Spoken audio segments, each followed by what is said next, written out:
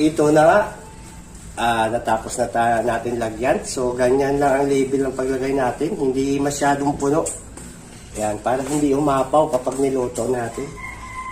So, ayan, lulutuin na natin to. Ayan na mga papsi. So, nakaready na yung ating oven. Lulutuin na natin yung ating kababayan chocolate.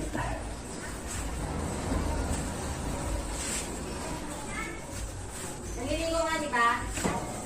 Handa ka mamaya pagkaalis na sa kasasama. Ayan, so sa taas na muna natin ilagay lahat.